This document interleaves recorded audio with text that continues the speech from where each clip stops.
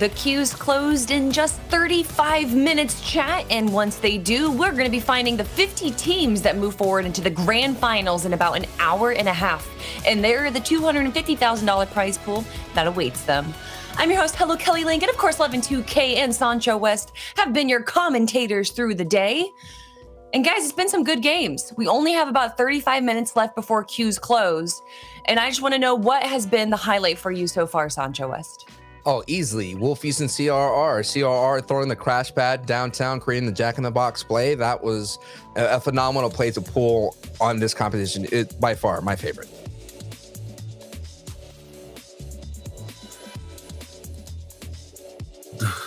Sorry, my bad. Look, we saw some great plays all around the board, right? Hen's play just there. Exploit his way into the box, right? Hits a nice pump shot, some nice stuff, right? Some smooth stuff. Like you can always expect some flashy plays from EU, right? Like that's what you expect from the boys over on EU. And ultimately, right, like the standings have shown that the top players have come out and really put on a show, right? Obviously, Cammy and Paco doing a great job to get that victory royale. Hopefully that pushes them up in the standings. Yeah. Well, let's pull him up right now. In first place, it's Janice and Reason stealing it away from Wolfies and CRR. 373 points is what they have. And I do have to give that credit to the second to last game they played with a victory royale and 10 eliminations between the two of them. But Wolfies and CRR are definitely not out right now. They have 2 victory royales. In fact, I think they're the only team with 2 victory royales. But behind them, it's Kiriachi and Putrick with 320 points. CL's Link and Navi's Artor is going to be holding 4th place, and then Kenzel and Godsend's Wakey is in 5th. One of my concerning things is we had 10 games to work with for all these duos, Kelly, and Vidila and Noah Riley have already worked through their 9 games so far. Ooh. So they're currently sitting at 28th place, and with 255 points, that's not looking like it's going to cut it. So it's so important to get that delicate balance of your aggressive games and your full play games, you know? You know, I'm looking at them, and it doesn't seem like they're playing for placement, but when they even get out in 16th or in 6th place, they do get a lot of eliminations. So hopefully in this 10th game, they're going to be able to go for the placement and the eliminations as well. But here is the current threshold right now, chat. 237 points is the cutoff there, and there are some big names up here, Levin. Yeah, Tayson and Thomas staying just around the cutoff still. Guys, push ahead, please. Sabin and Brown are the 49th. Look, there's a lot of big names who could miss it, but ultimately, man, you know, I just want to see the teams who do make it, because regardless, we're going to have an entertaining show. Regardless of who makes it through, who qualifies into the grand finals, this is going to be some of the best Fortnite action that we've seen in a long time. And what better way to do it than duos? That's going to be it for us right now, chat. We are going to be tossing it into another game, so let's just jump right into it. All right, adios, Kelly. She'll be back, chat. Don't worry. But I am Sancho alongside 11-2K, and 11-2K's pick of Thomas HD and Tayson in danger of not making it, my guy. Yeah, you know what? It happens. It happens. Look, we've seen teams, you know, struggle to make it in, and then, you know, end up doing incredibly well. I wouldn't panic just yet. You know, I'm not worried. You sure? You sure? I'm not worried. I'm not worried.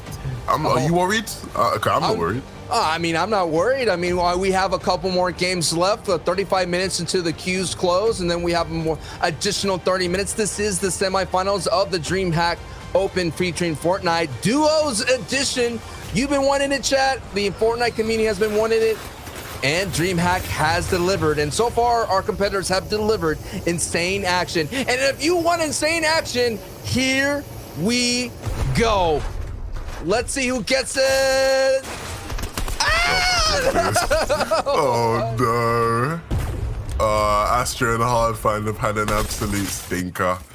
Unfortunately, Astra's my boy as well. You hate to see it, but you know, that's what happens, man. You landed the 50-50 chest, you're taking the 50, you're flipping the coin, really. You know, you're chancing your luck, and unfortunately, they were unlucky in this occasion, and they do go down.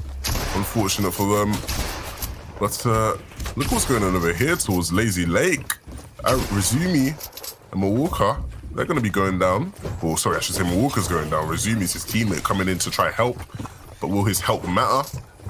Because in a 1v2, it's always going to be difficult, especially when he has no shotgun to work with. Picks up one, though. And this actually may be looking a bit more likely now. Spoke to Facebook, which is kind of crazy here, as we've seen Ramses, Keziks, and 4ZR, who are trying to have a redeeming or a vengeful comeback. Unable to get into the FNCS trios after slipping up, did not get in via the wild card either, but they are most likely might get in here. 291, the projections for the threshold is most likely going to be around the 320 to 350 range. And just to give you an idea of the awesomeness of DreamHack, it is a world international affair. Here in the semis alone, we have 20 NA East duos, 3 Middle East duos, and 1 NA West duo. So that is awesome in itself. And we have a replay of Anas bursts down his opponent and destroys any chance of resurrection right here. But 4ZR and Keziks are looking for that resurrection, Levin. I mean, a lot of the community had them early on picked, considering that trio was able to get back-to-back wins in the qualifier stage. Yeah, I think it's always disappointing when things don't necessarily go as hoped, especially when you are with a team that has the potential to be incredibly successful. But like these guys, I know for a fact these guys don't doubt their own abilities. They know what they're capable of. They've shown it countless times in the past, and you know, you expect big things out of them, right? They've had a good day so far today, and definitely in contention to do well, landing over towards Lazy Lake, right? It's a great spot to land over towards. You know, rotations are typically a lot easier, right? Because you're more central in terms of the map. In terms of routes to potentially W key and things of that nature, also relatively easy. So, you know, it's one of the more, you know, chill spots to land at for like a top trio, right? Like I always think, like, imagine if a trio like Mongrel and Mitra just committed to a spot like Lazy, right? It'd be a lot less troubling for them than what Stark is. And this is what happens at Stark, right? You have teams who land here, a multitude of teams who land here, and they just have to brawl it out. And sometimes it doesn't necessarily go in the favor of the quote unquote better team. And sometimes you have teams that are desperate trying to get some power weapons and try to get those elims, considering that they're 5 points apiece. If you pop up here in the early game at a very heavy contested start, you have a strong opportunity to change the fate of your leaderboard, as we're seeing Blaze and Jack Wheel here sitting at 227. Not yet quite qualified so far, as we're taking a look. And like I mentioned at the very beginning of the show, if you missed it here, thank you so much for joining in. We're going to bring up the grand finals after very, very soon. So if you're going to have something to do and you want to see the end, come on back, because you're going to have Shio Wager and Baller TW casting that phenomenal ending. But the point I wanted to make is that we're essentially seeing how volatile the leaderboard is. We're already seeing Browner and Savage slip on down. They were in the top 5 for so long, in the top 10, and now they're slipping down to those 50 marks. And as we see in the replay, ADN gets 2 elims at caddy corner. So ADN looks like mixing up his spot, normally dropping in the ruins. But that's the one thing I'm excited to see. I mean, someone's going to make a last-minute push here, and we might be able to capture that last-minute push here, Levin. Yes, of course, where we have only 50 teams, it's very fine margins. And so, you know, you can't afford to slip up. You got to hit a pace, you hit your stride and keep going, right? You know, Savin and Browner, they hit the ground running, but they weren't able to sustain that pace. And now it's going to potentially cost them, right? They're going to need to start to pick things up. Obviously, queues are closing in less than half an hour now. And so, you know, you can't afford to have any major slip-ups. Versa and Primsy, also a team who, you know, is struggling to find some form here, right? They were just, you know, barely on the verge of making it, and they still have the potential to do so, but it's just going to be about actually having a good final couple of games. And we're taking a look at it, and then the replay is Hurley has a pickaxe play here that's about to happen. Oh, actually, he's just going to sweep that out right then and there. Nicely done. And you know, what's really cool is the DreamHack has been very, very active in the socials, as we see DreamHack at DreamHack FN ask the community who will be named the EU Duo Champs for November. A lot of predictions are Thomas, HD, and Tayson. Mongrel and Mitro. We had some Savin and Browner. Like I mentioned, they're slipping out. I'm just taking a look at it in the feed here. It looks like Soupy said someone like Super Key and Squeeze. So I haven't seen him on the leaderboard. T-Boys said Mr. Savage and Benji. Someone with some shouts to Amar. We haven't seen him on the board. I'm wondering how Amar's doing today. The watch party king yet to be seen. Yeah, clearly things aren't going in Amar's favor so far, but maybe things will change. I doubt they will, but hey, look. Things are starting to change on the leaderboard, right? Things are starting to take place, and you know, if there was a time to really start to turn things around and really start to figure things out, it would be now, right? You just can't afford to slip up. I can't stress that enough. Link and Seven Tour, two players who I was actually, you know, they had a quiet day one, right? Obviously they qualified through, but I didn't hear or see much of them, and they're an incredibly talented duo. Link and Seven Tour are two great players I admire a lot, right? I enjoy especially watching Seven Tour as he streams so much, but seeing them come out and have a really good day, right? They started to pick up the pace in the last couple of games and really amassed a large amount of points. Obviously now sitting in that top 10, and now in this engagement here, hopefully they can come out on top and really continue to solidify themselves as one of the hot teams going into the finals. The majority of the team responding to that DreamHack tweet basically were Mongo, Mitro, and Thomas HD and Tayson. But last time we saw Tayson and Thomas HD, they were on the low end near the cutoff waters as Letwick kicks up Jaquil and Quavado finishes that. But now this battle here, we're focusing Seven Tour and Link. Oh my goodness, that's going to be a huge upgrade for Manu and Ganchetto. That was really awesome to see at the very beginning of the broadcast. They were able to take out Bizzle and Saf. So, hey, they're still here in the fight, and they're taking on some big names. And we saw last time in the FNCS trios, you know, Versus trio was able to take out a lot of the top 10 contenders. So, very nice work from Manu and Ganchetto here today in DreamHack. Yeah, but it's a bit of a misplay here on Seven Tour Link's behalf. Link was fending them off for quite a while on zone, and Seven Tour wasn't able to regroup with his teammate, and ultimately it may cost him this game because Seven Tour kind of on the back foot here. They control this fight. He's on the back foot. He's running around. He has no real say in what's going on at the moment in time. Hits a nice shot, and actually things are turning around because there's such low HP that he's able to actually clutch it up with a 2v1 to salvage this game for him and Link. Seven Tool has just gone nuclear, and you see the celebrations coming out as well. What a play.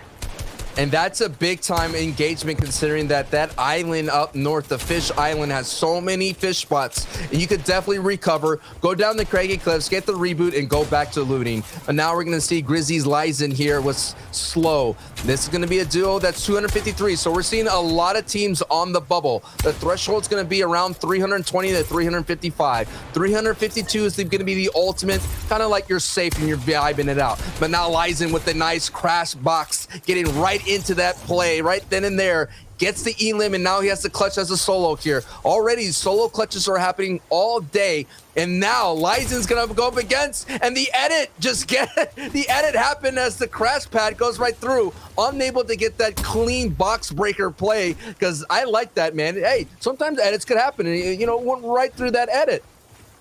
Yeah, he was able to get right in, and look, things aren't over yet, right? He can still make a really huge play, right? Look, it's a 1v1 right now, and, you know, it seems as if he's in control from the looks of things. Looking to get that cone control, get the wall as well, and now he's got to be a bit careful, right?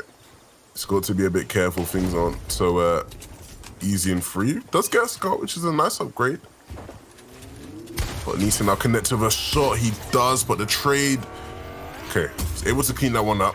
But the sound cues, you guys can hear the vehicle coming in. What are the chances he survives this? Very low. The thing is, he went to supply crate, and that's going to signal to Quavado and his duo mate that someone is really low and desperate in this fight. And now it's going to be an opportunity here. Yes, you clutched it once, but it's hard to do it back to back, and that third party was a little bit too strong as Leckwit and Quavado cleaned that up. Now we have some big names colliding right now as we're going higher and higher in the leaderboard. We got Trainhard Skite and Falconry going up against Kezix and 4ZR. They traded blows before. I think was that Falcon? No, that's Skite, Trainhard Skite, and I don't know the other duo mate right behind them. But 4ZR and Kezix here on that redemption path, on that path for vengeance, and Skite and them, they kind of traded a couple of blows in the FNCS trios, and now we're going to have ourselves a good old-fashioned storm fight, and these are the ones you're going to have to end up quickly because you don't want to put too much investments. Yes, it is Falconly, the other Trainhard duo mate here of Skite, and this is going to be that battle that you want to wrap up because, like, Monster Muncher and Pink K here now have an opportunity to gatekeep. This is getting very messy here, very messy. Yeah, and look, Sky goes down, and ultimately the Train H boys are out of it. And it remains to be seen whether Monster Muncher and PK will give Forzio and Kezix the opportunity to get out scot-free. It seems like they will as they rotate out. It's a gentleman's agreement. Like, yo, I'm not going to go ahead and hurt your run. We're good. Let's just get the zone. We'll fight in the safe zone here. And now we saw a Trainhard duo get eliminated, but Matzo and Amplify are still in this fight. I believe we saw ADN in the feed a minute ago as well. So Amplify, Matzo, one of those teams that had a very strong performance. They were able to make multiple qualifiers in the FNCS trios, and they had a decent run in that Grand Champions. They came in 12th place, ADN, Amplify, and Matzo, and they are the low ground warriors. So I'm interested to see if this low ground style that developed in the FNCS trios translates to these duo championships here in the DreamHack stage as Multi gets ambushed by them. But here comes the shark. Oh, hey, you can't mess around with that shark, Levin. It will bite you, and it will cause a lot of damage. Yeah, but I'm sure Amplify's not too worried right now. I think he's more concerned on this player here who they are trying to take out. And you know, we talked about this way earlier, making it expensive, right? He's burning some materials, but he needs to try to burn some more, right? Because they are hitting the shots onto him, and ultimately he does go down eventually. And from the lack of building, I'd assume he had no mats, but you never know. Sometimes some people just, I don't know, they go a bit mad. But hey, look, he's down, and now that puts him in a position to, oh dear, how the turntables turn. He's now in a position where he's being sprayed from behind and gonna have to regroup with his teammate and really reassess the situation. And this is gonna be a different kind of in-game that we've seen. It's gonna be alongside the north side as the shark comes in again. I told you. Now you have to worry, considering you got some lobby focus. That shark is not gonna give up. Amplify Matzo now in the full retreat on the back foot with the shark knocking on your door, with some third parties knocking on your door as well. So a lot of people might break down this opportunity here for Amplify and Matzo as we're gonna take a breather from that scary situation and go to Kezix and 4ZR. Yeah, and Kezix and Forzio, who we saw, you know, obviously storm fighting before, and they're definitely well versed in that department. And now continuing their edge zone battles as they look to begin an engagement here on this side of the map. And starting off in a good fashion, I guess, right? They really put the pressure onto this team, really giving them the works. That's often the key, right? If you're in control of the fight, you're more likely to come out on top, and shots come through here, connecting on as well. Now these players are just trying to scurry away as quick as possible, but how long can you run? And you run as long as it takes. You're gonna run as long as it takes, because right now we're doling out placement. So if you can survive just a little bit, that'll be good. You get those points that may be able to get you into that top 50. That is the story that we're watching. This is the semifinals. Top 50 advanced Kezix 4ZR are sitting outside of projections for the moments here. We're going to probably have one more game right after this one that we're casting, because Qs are going to close at the top of the hour as Kezix closes that one. But 4ZR is in a lot of damage here, and you're hearing the shots kind of rain out. And the focus is not so strong yet. And this is going to be interesting in-game. This is between Doom's Domain and Craggy Cliffs. And I saw a little piece of it of Stark Industry. There is some elevations here to navigate. It's going to be interesting to see.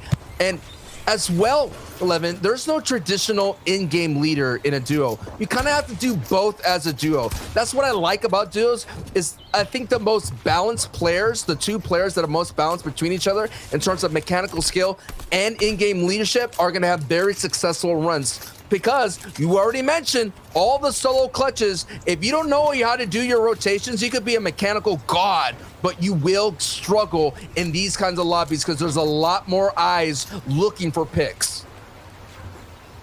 Yeah, and you see now Kezix and Forzio on this edge of the zone. I'm sure they're plotting and planning on how they're going to get in and how they deal with this team above them. I say team, but it's just this player left over from the fight from before. They're looking to try to drop him down, give him no access to this elevation that he has. And they're doing a decent job of it so far, right? Really applying pressure and forcing him to really get in their faces, but ultimately it's just a free elimination for them because he's not going to be able to do much. Yeah, that was this is dangerous box side, man. Very dangerous. Yeah, I think he just realized that was the end, and he was like, let me just go for something crazy, you know? And sometimes it works out. Now the end zone, the zone 4 is here. About 26 seconds, it will close. We're already seeing some duos jockeying for that high ground position. As you can see, the little elevation on the mini map. So you got about 3 duos sitting there. You got 3 duos on the other elevated portion of this map. As you see, Kha'Zix and 4ZR are going to set up the mega bounce here.